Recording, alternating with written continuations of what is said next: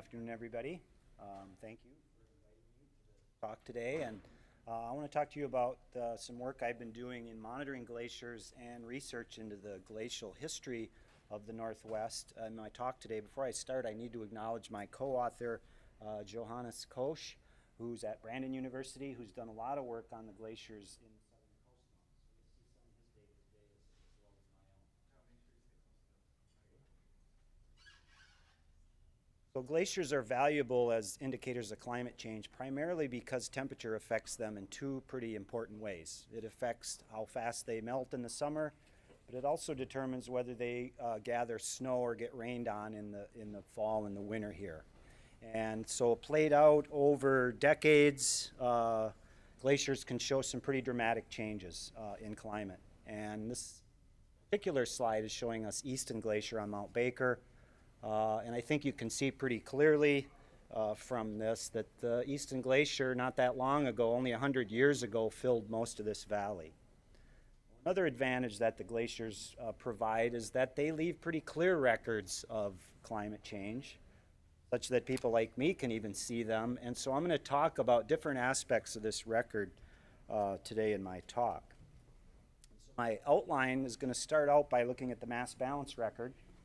And me and my team have been monitoring mass balance in the North Cascades since 1993, but because of the benchmark program at South Cascade Glacier, we're able to go back in time with some of our measurements. So I'll take you back 50 years of mass balance data and look at some of the patterns in that. And then I'll move on to talk very briefly about the map and the photographic record of the last century and changes in glacier area, and then conclude by taking you way back into the Holocene and looking at some reconstructions of glacier mass balance that others have done with tree rings, and then some of my research along with others on moraines and buried forests. So a pretty long sweep of time that we're going to cover in the next 10 or 15 minutes. So all of the circles on this map are glaciers that me and my team are responsible for monitoring. And so I'm going to talk a little bit about North Kluwati Glacier here in the North Cascades and present that mass balance data. Certainly don't have enough time to get into the balance of all the glaciers. I'm also going to talk a little bit about South Cascade and some of the tree ring reconstructions of mass balance that have been done there. And those records go back many centuries. I'm then also going to talk a little bit about Blue Glacier, which is another site that's had this reconstruction done. Then finally, when I get to the end of my talk, we're going to talk about some of the research that's been done at Mount Baker on going way back into the Holocene by studying buried forests and moraines to understand our climate history. So this is one of the 8 glaciers that we visit at least twice a year. And what it looks like in the spring, North Kluwati Glacier is located in North Cascades Park. And that glacier is typically covered in a blanket of anywhere from 6, 7, maybe some years 8 meters of snow. And the stars on the right show where we place our melt stakes and make our point measurements on this glacier. So we want to be in the center line of the glacier from the top to the bottom. And so I'm going to summarize now some of the data from North Kluwati. And the axis here is the balance in meters of water equivalent. And in this chart, we're averaging that point data across the whole glacier. So while these numbers may seem small in terms of winter accumulation and summer melt, remember they're averaged across a glacier that, in this case, is almost 1.5 square kilometers in area. So we're talking about huge quantities of water that these glaciers gain in the winter and lose in the summer. And so this is our basic data set, and what we're seeing is the winter gain, the positive gain shown in the blue part of the histogram, the following summer's loss, and then the difference between those two is the purple or the solid color. So one of the things I find interesting about this data is the incredible variability that we have in our climate here. And we get years where we'll get 4.5 meters of water equivalent on North Kluwati Glacier, and other years where we get maybe a third. The other thing I find sort of interesting is that in those years where we have a tendency to get really big winter accumulation, that weather pattern tends to persist into the early summer. And so we get really cloudy weather in early June at the time of the solstice. And so you get a tendency to amplify that winter signal by less melting early in the summer.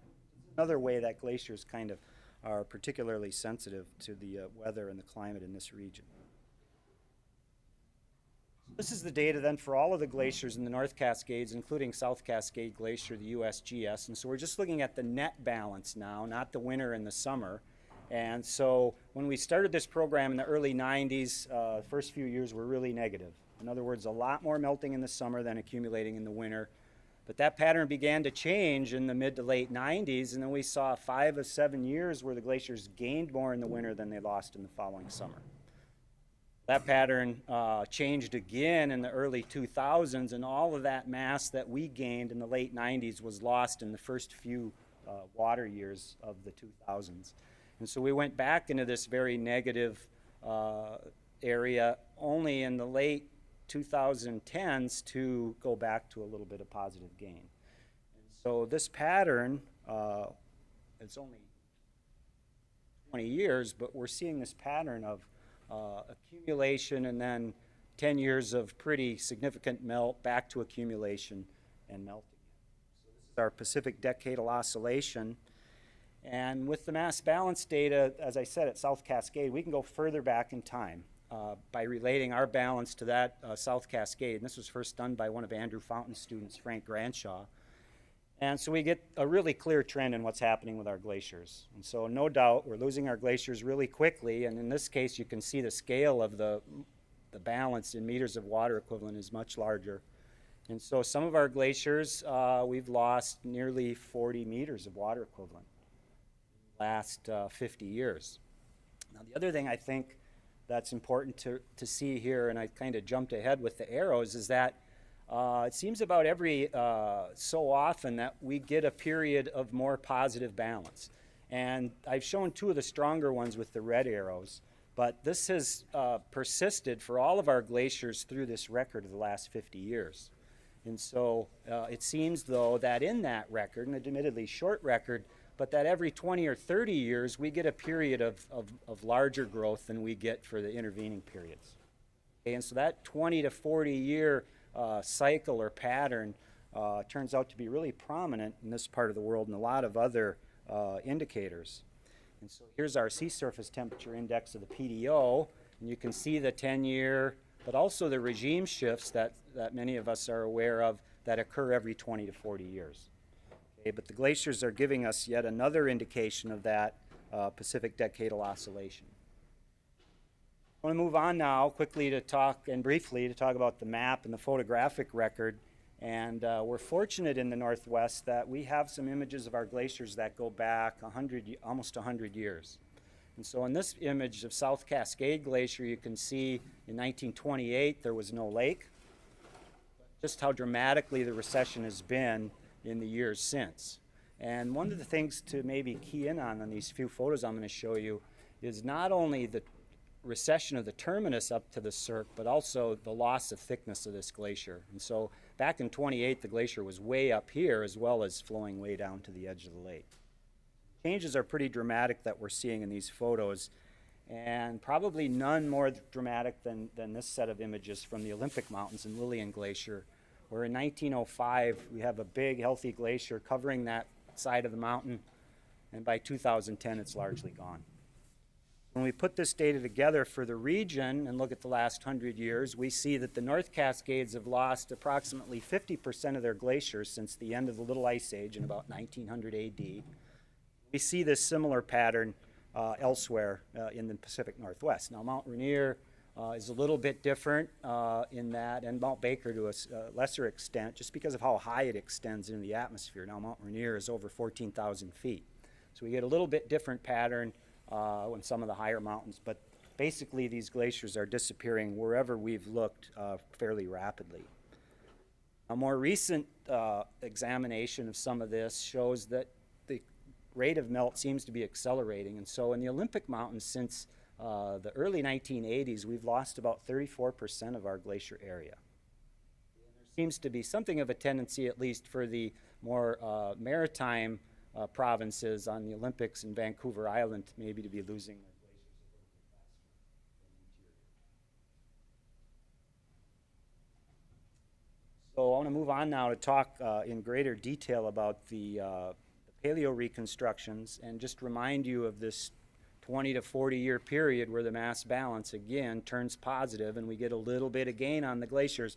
But again, not to reverse this long-term negative trend that we're seeing. So we don't see any hiatus, as we heard about this morning, in warming in this glacier data. The glaciers are continuing to melt fairly quickly.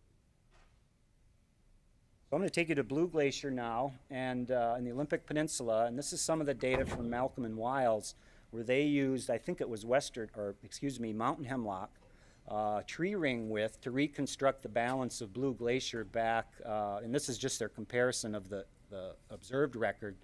And you can see at the top panel, and again, this is in millimeters of water equivalent, not meters, but you see there's pretty good agreement. There are certain periods where maybe it doesn't, the tree ring width doesn't represent the observed mass balance that well, and they have a tendency to overestimate the balance in the last few decades with the model that they developed.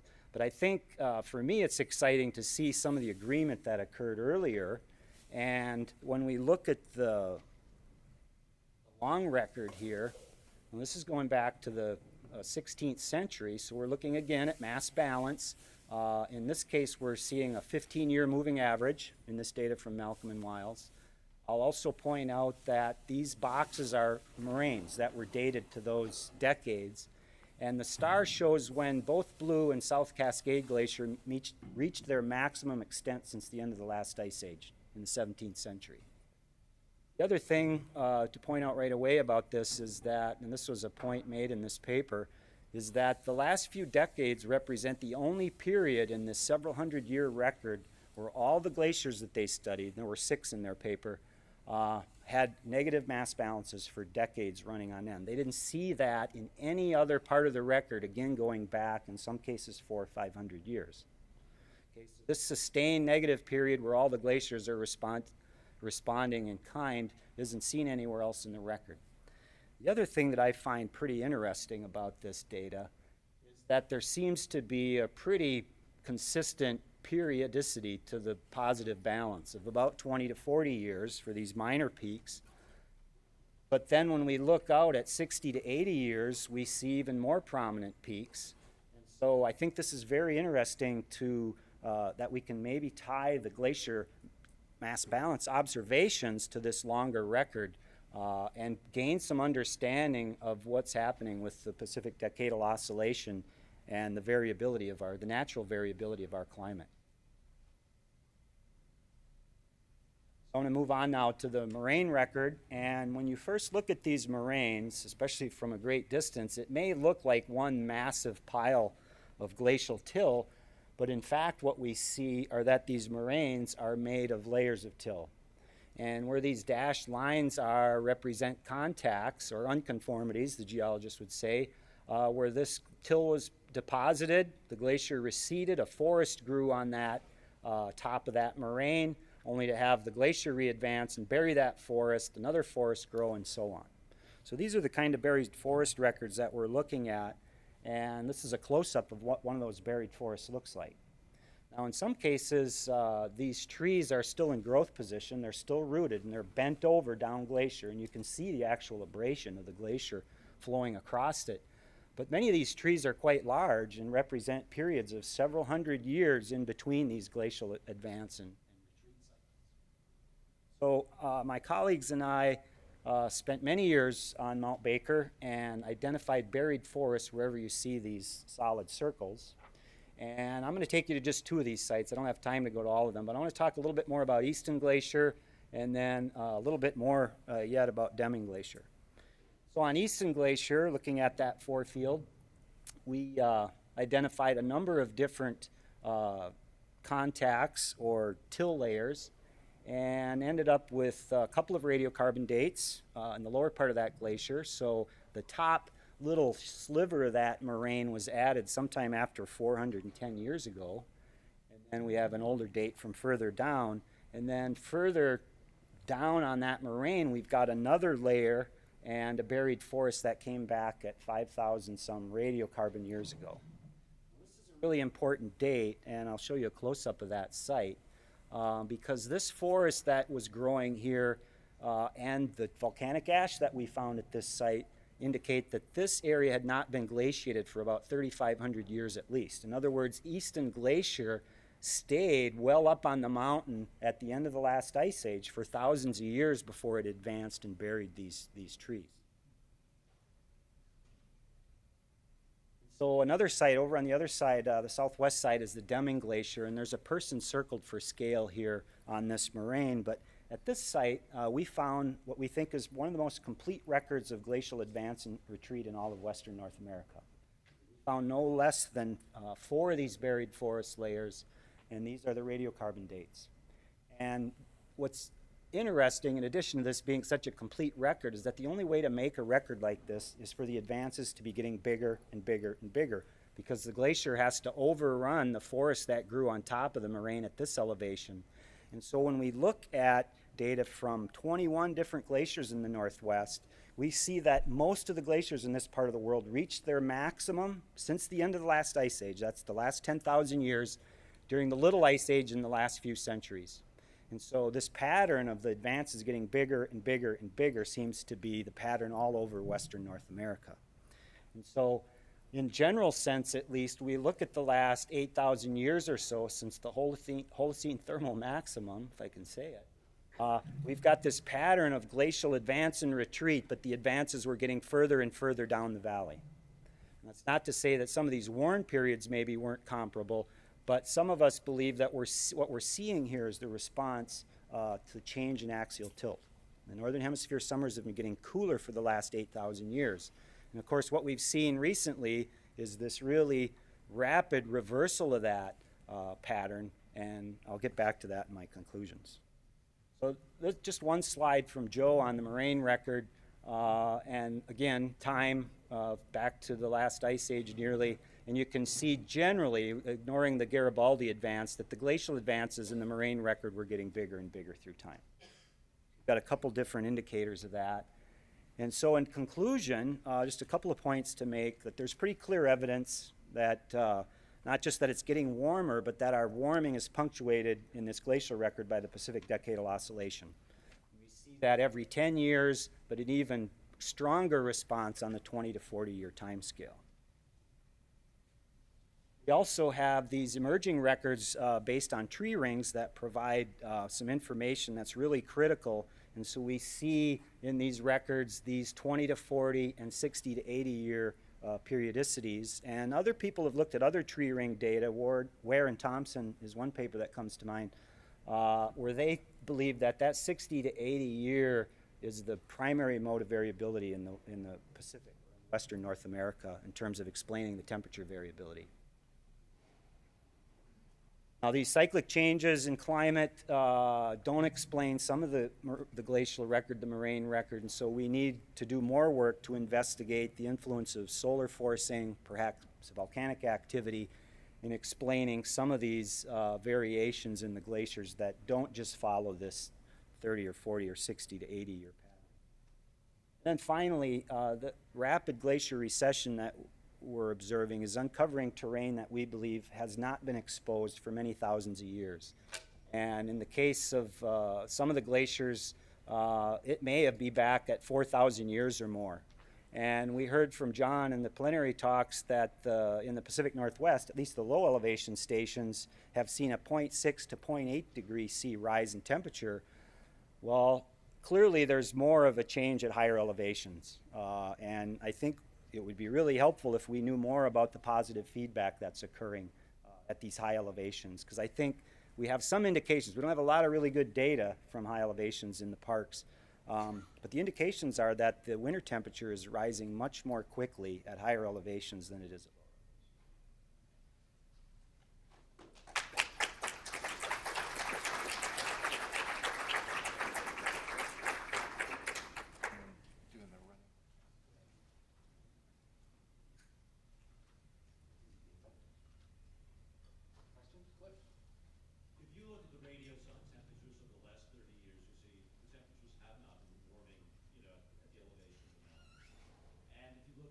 Surface temperatures, they're not warming either. So how do you explain the fact that glaciers are retreating, but yet the temperature of the air coming in at the elevation of the mountains hasn't changed in the last 30 years?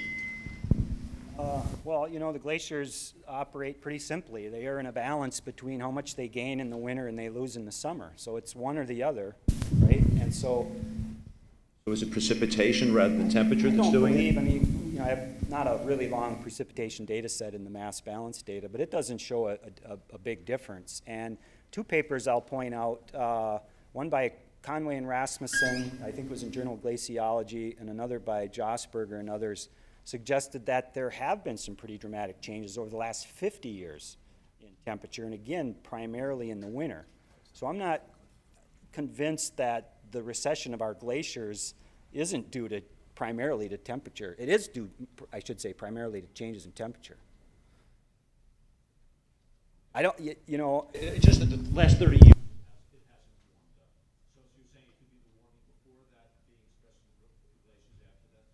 well, part of, I think that's part of the answer, but I'm not sure the Radioson data, is that annual average temperature, or is that?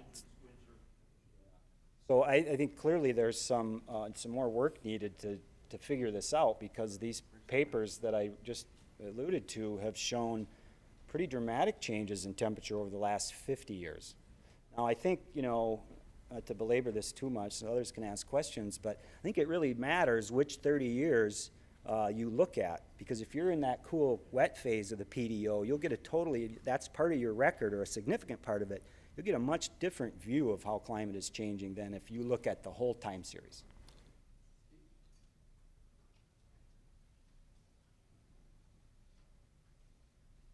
So is there current monitored temperature, winter temperatures? I mean, measured temperatures?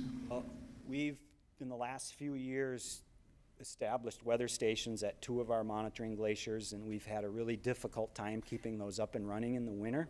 Just operational? Yeah, Yeah. brine ice primarily, so we're working in that direction, but we don't have the data yet. What we do have are, in some cases, 50 years of data from the SNOTEL sites. So, At a lower elevation? yeah, lower than the glaciers, but, you know, 5,000 to 6,000 feet elevation, and that's what I was alluding to earlier in terms of some pretty strong indications that higher elevations are warming faster, which to me makes a lot of sense because of the role of feedback in snow and ice terrain. I mean, the more snow that's melted, the more rocks that's exposed, the change in the albedo, more heat absorbed, more melting, more rock exposed, and so on. Thanks.